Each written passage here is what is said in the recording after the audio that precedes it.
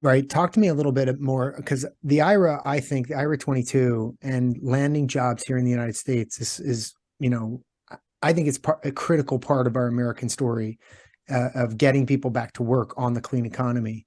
Um, tell, but Yeah. like really sink into the business flow of you now have equipment that you've acquired from Mississippi coming to Pasadena or somewhere in Southern California, being set up, and you're going to make glass with perovskite on it, and then you're going to ship it to somebody where you're going to go back to China with this glass. Yeah. Really? No, not necessarily. No. So the idea for the concept of this first line is to prove the process, and there will Right. be some international logistics that happen as we qualify it. The intent for this location is continue to be our center for development. And yes, we So will be MPI stuff. palletizing it. We'll be selling.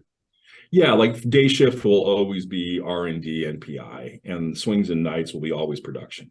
And we'll have an easy way for us to increment capacity relatively cheaply. For the economic constraint on a business like this is the PVD coaters. The actual production constraint is the perovskite deposition, and those are relatively inexpensive. And I should highlight, we're not making custom tools either. These are commercial off-the-shelf equipment that we're able to use in a particular way that develop the stuff that we need to make. The flat panel industry, they come out of the medical industry, they come out of the OLED industry. This is not like stuff we need to go and say, make me this custom piece of equipment. So that's super helpful. It allows it to scale. But the concept here is really about development. You can kind of think about it like a virtual factory. Processes will be developed here in Pasadena. This is where we've got a lot of brain power. The relationship with Caltech and other institutions is quite strong, and that helps us recruit and talent that we need for this type of work that we do. And plus, the Los Angeles metro area has more manufacturing jobs than any other county in the country, so we're able to reach out and get a fantastic manufacturing workforce relatively easily at a price point that's very viable. But that'll really be the focus here. And so ideally, I could see us transitioning from that development framework into supporting customers that are in Arizona, as an example. And we do know of a lot of PB activity happening there. I mean, that's all going to take time to ramp up, though, right? I mean, that Yeah, to be meaningful in exactly. terms of gigawatts, it's going to take time to have Yeah. this story play out. And I was just trying to get the business flow for the next, say, 24 to 36 months of Caelux. It's really prove out Caelux 1 with some customers wherever they may be, lay that glass on top, have the PV underneath, two dual generators in isolation, combining voltage for a higher power module within the frame, and then transition into, can we support through IRA 22 finance mechanisms, which there are, it's a huge opportunity to make the United States a solar manufacturing center. Absolutely. Yeah. It's Tell me changed the where you game see the for map. us. Where do you see the map here? Is it Arizona? I mean, you mentioned Arizona, but where are people thinking about landing solar capacity here? Arizona, Texas, and the Southeast. That's really, Southeast.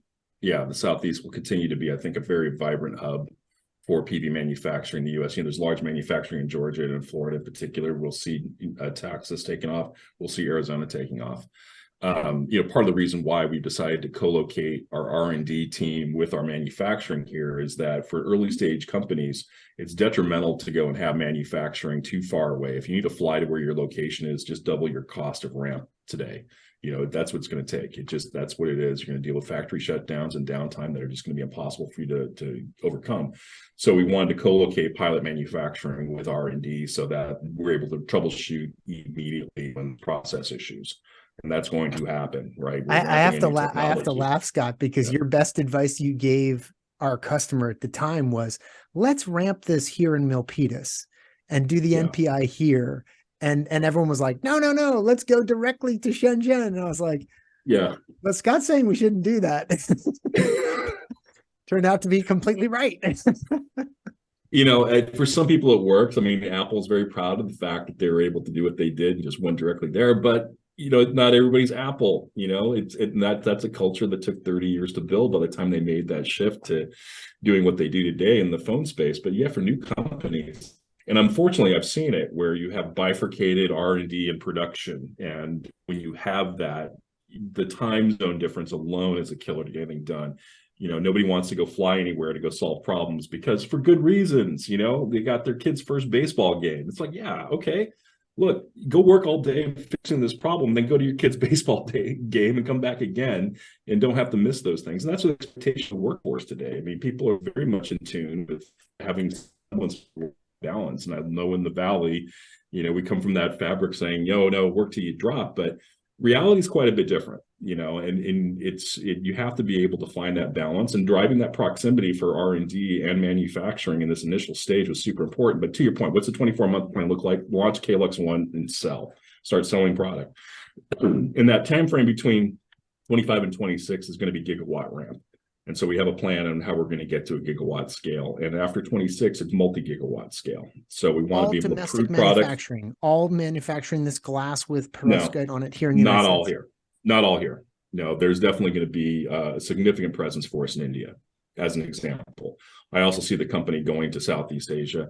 If LATAM turns back on again, and particularly, my experience in Brazil, we had the largest PV manufacturing operation in the Southern Hemisphere at one point when I was at Flex. And I'm a big believer in the Brazilian solar market. If that turns on and our customers are there, we'll be there.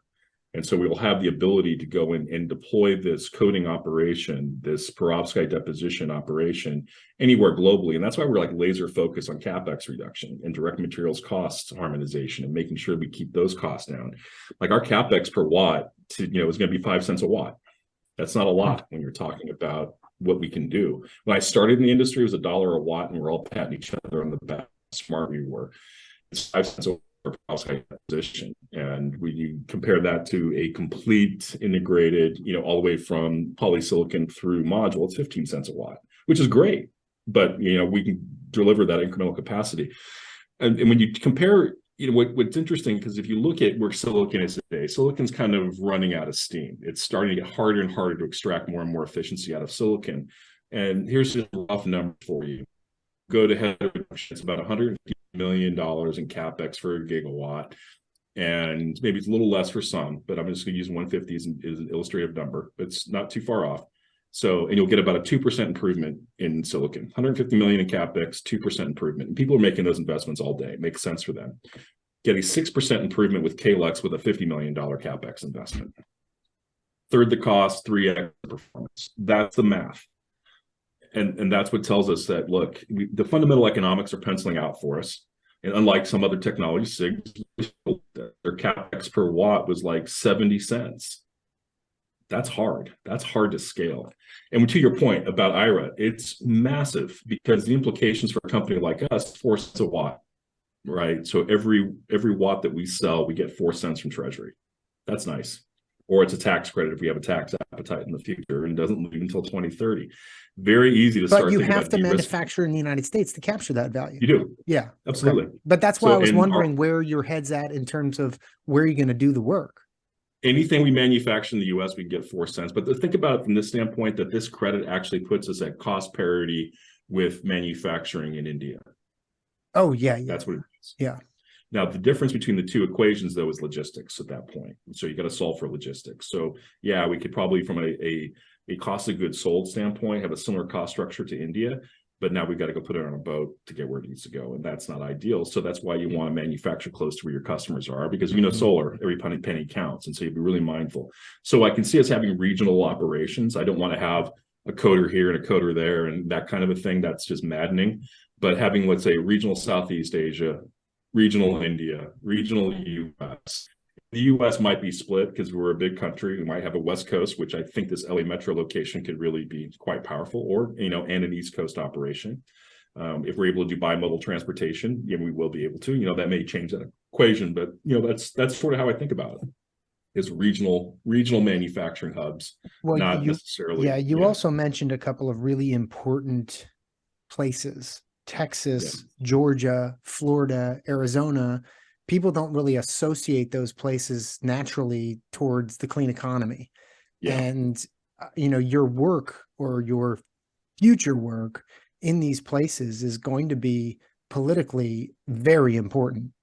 Absolutely. And I had a conversation with Senator Ossoff about this probably 2 months ago after IRA was passed, and we'd worked on the SEMA provisions in IRA And I had a great conversation with him, and he was very encouraging about Georgia. And of course, I listened. And I think from a political standpoint, that's it's a purple state in very many, and maybe shaded a little bit differently depending upon who you ask.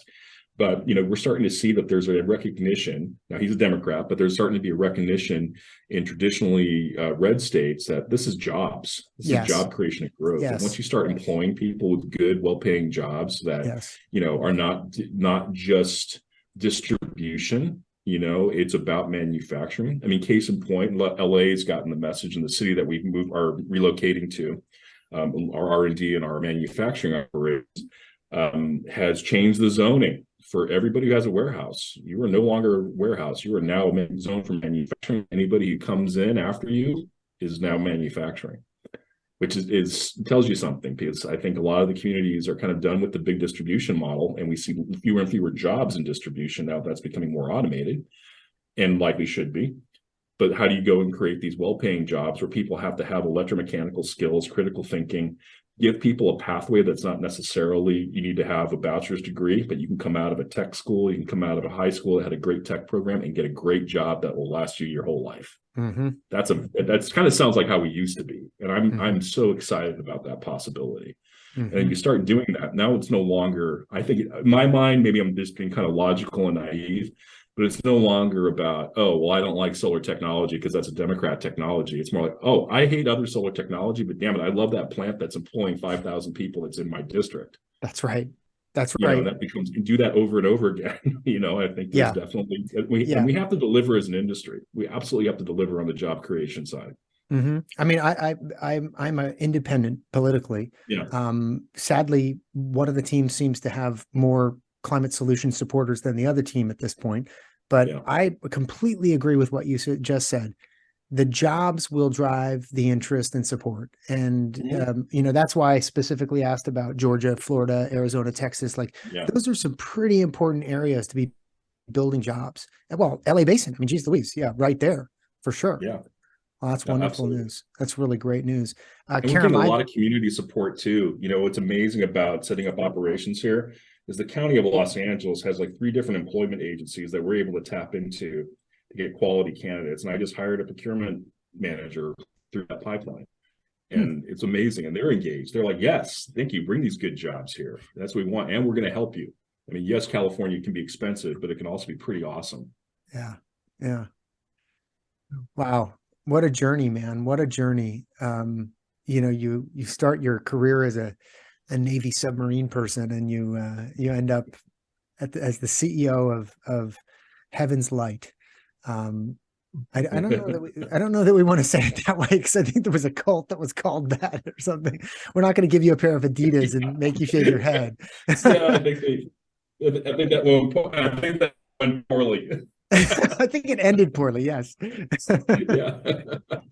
It really quite a journey, Scott. And the reference that I made before was you and I persevered through that SNEC breakdown, and it was really loud. And when you see this whole thing coming down, it's like you got to watch out for a 40-foot plywood wall falling on you, because they don't. Oh yeah. Too much to that. If you're in the way, you're in the way. John and I were having a conversation, Kareem, and literally the top story of this very large booth just collapsed. And we went, huh. We might want to move. We might want to get out of here. Yeah. But in the dust, we were really, oh God, that was probably 2014, 2013, something like this. Yeah, exactly. It was the beginning. It was the beginning of a long relationship. Thanks for making the time, Scott.